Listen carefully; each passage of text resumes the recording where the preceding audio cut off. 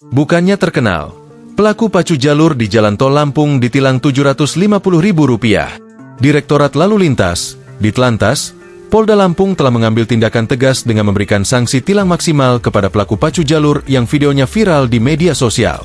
Kepala Satuan Patroli Jalan Raya, Kasat PJR, Ditlantas Polda Lampung, AKBP Indra Gilangkusuma, mengungkapkan bahwa pihaknya telah memanggil para pelaku yang tergabung dalam komunitas Debgang Lampung. Kita lakukan penegakan hukum berupa tilang, maksimal sebesar Rp750.000, lalu memberikan pemahaman keselamatan berkendara di jalan raya, katanya dalam konferensi pers di Ditlantas Polda Lampung, Selasa, 15/7/2026. Indra menambahkan, para pelaku juga diwajibkan untuk membuat surat serta video permintaan maaf kepada masyarakat Lampung.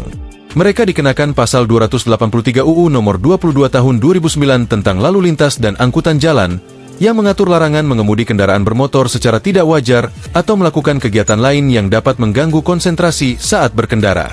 Pidana paling lama 3 bulan atau tilang paling banyak sebesar Rp750.000, jelasnya. Sebelumnya, video berdurasi 19 detik yang menunjukkan seorang remaja laki-laki melakukan tren pacu jalur di atas mobil di Jalan Tol Lampung telah viral di media sosial. Dalam video tersebut, remaja tersebut terlihat mengenakan kaos hitam dan bercelana pendek, duduk di atas mobil jenis Pajero dengan nomor polisi B193D.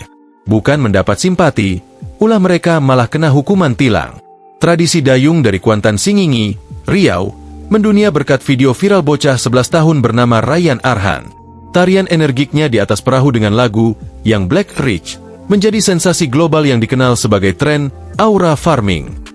Gaya Ryan bahkan ditiru atlet dunia seperti pemain PSG, AC Milan, Travis Kelce, NFL, hingga Marc Marquez.